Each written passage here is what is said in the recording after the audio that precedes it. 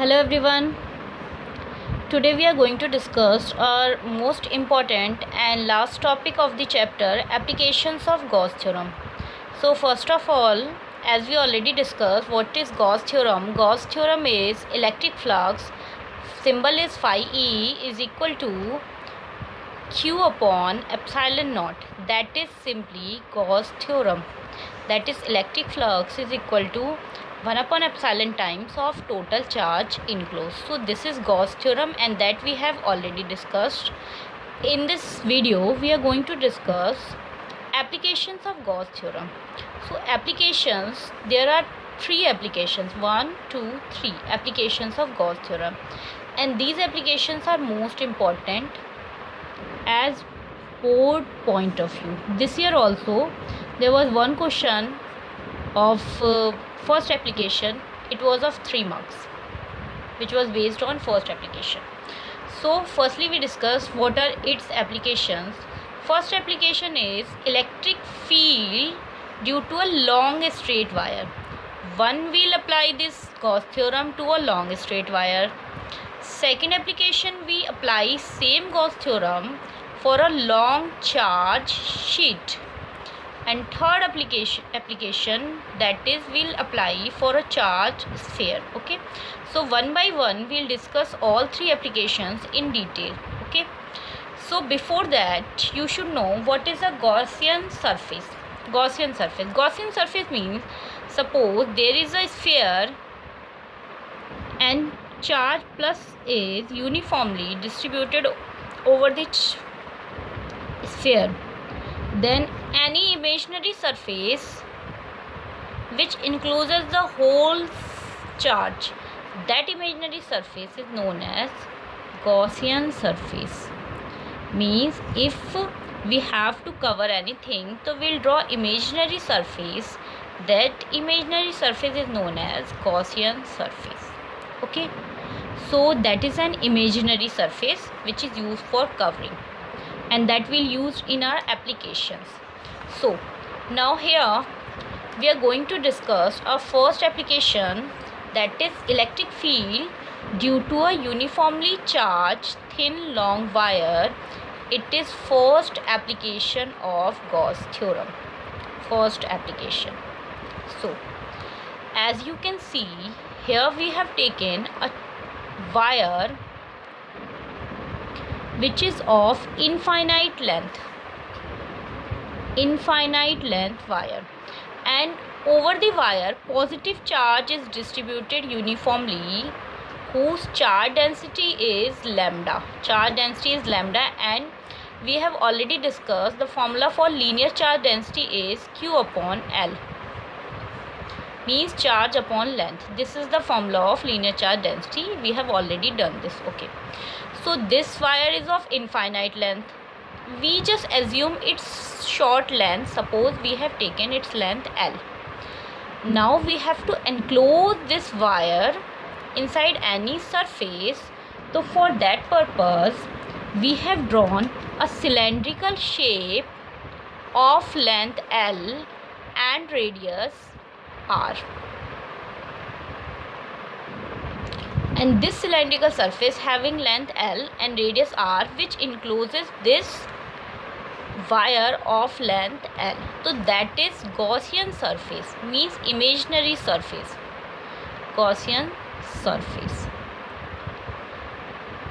Now you all can see very clearly there are 3 areas.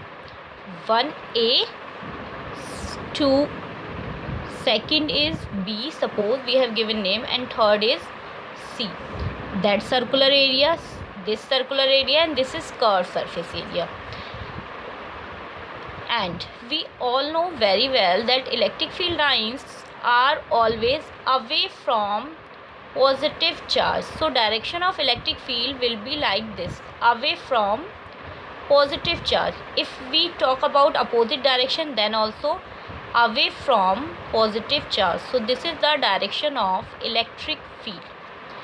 Now if we talk about area vector, so here curved surface area will be in the same direction, ds. Here area vector will be, because area is right side, so area vector will be also right side.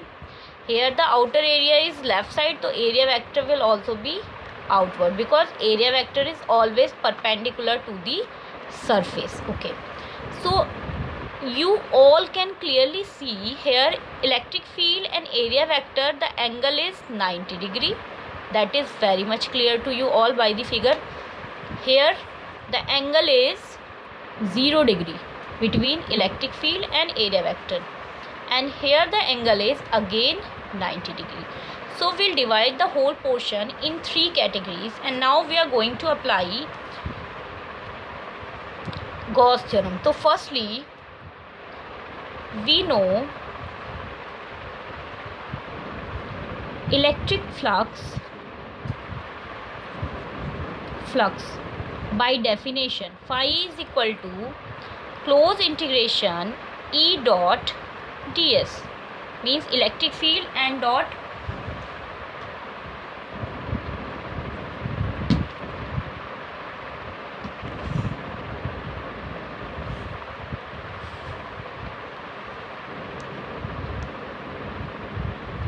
area vector. So electric field and area vector. Now we can divide this area into 3 parts, as we have done A, B and C. So just look it here. Electric field equal to E dot ds. Firstly we'll take A area plus integration E dot ds B area plus integration E dot ds C area. Okay. Now as we all know, E dot, when we remove dot, so there will be cos theta. So what is the angle in area A? 90 degree plus what is the angle in area B? You can see it is 0 degree. So cos 0 degree plus what is the area in C part? So it is 90 degree. Okay. So integration E dot ds. What is the value of cos 90? 0. Plus integration E dot ds. Cos 0? 1. Yes, correct.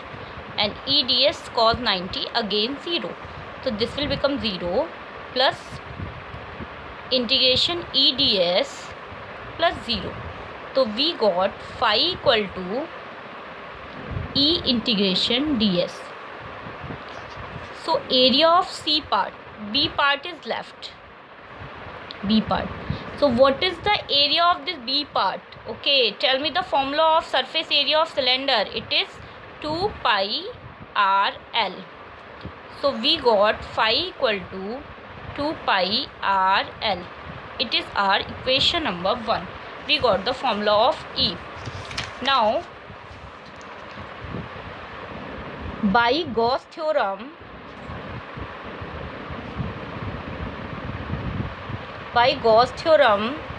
phi equal to Q upon epsilon naught. This is equation number 2.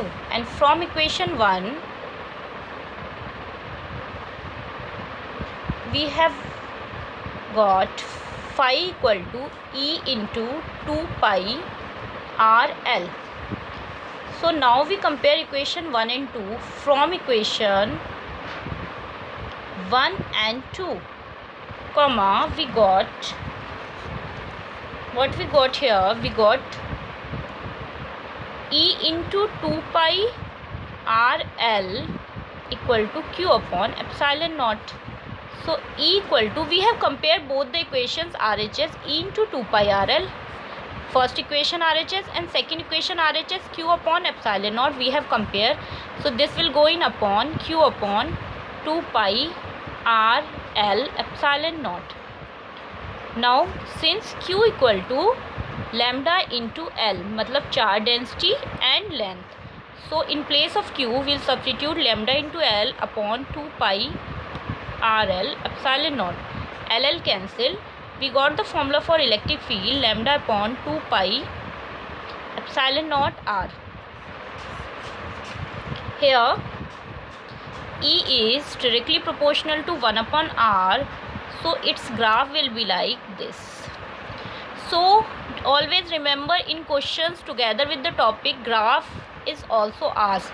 So you should know how to draw the graph, and this is the final expression for electric field due to a thin wire. Okay, thank you.